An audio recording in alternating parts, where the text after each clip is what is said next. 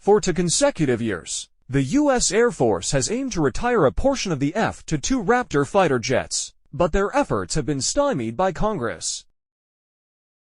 At first blush, this might seem at odds with regular logic, the military advocating for reductions in armament, while lawmakers push to keep them in service. But the complex truth lies in the turbulent history of the fighter jet. The U.S. decided to construct a cutting-edge, 5th-generation air superiority fighter during the brink of a brewing conflict with the USSR in the 1980s. It wasn't until 1990 that the YF-22A prototype first took to the skies, by which time the projected need for 750 units for the Air Force, alongside an additional 550 for the U.S. Navy, seemed unlikely. But with the development costs soaring to an eye-watering $70 billion, there was no option except to go ahead with the production of the aircraft. However, only the Air Force got the new jet. The Navy, in contrast, opted to upgrade the FEA-18 FE Super Hornet instead of the proposed 750 jets. The Air Force ended up with a mere 187 F-22s due to progressive cutbacks. The early versions of the fighter, known as Block 10, lacked advanced functionalities and the ability to employ precision ground strike weaponry, which was a prerequisite for 4th-generation aircraft.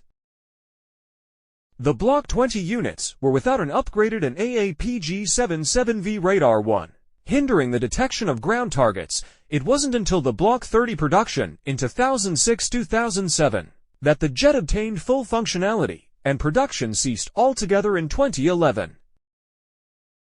The export market seemed like a lifeline for the F-22. However, an unfavorable legal landscape bottled up the export potential of the fighter, even as countries like Australia, Japan, and Israel displayed interest in acquiring it. This effectively left the U.S. with a rather small fleet of F-22. Now, the Pentagon wishes to retire 32 of its F-22 Block 20 units, as these jets lack full combat capability and incur steep maintenance expenses.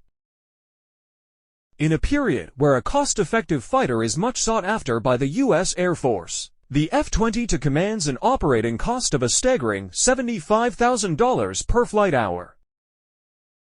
Decommissioning these 32 jets would lead to annual savings of $485 million, or $15 million per aircraft. These savings are earmarked for the development of Next-Generation Air Dominance, NGAD, the projected 6th-generation fighter.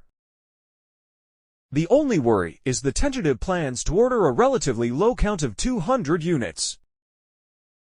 For now, Congress continues to stonewall the decommissioning of the F-22 Block 20. Lawmakers insist on maintaining a total fleet size of 1,112 aircraft.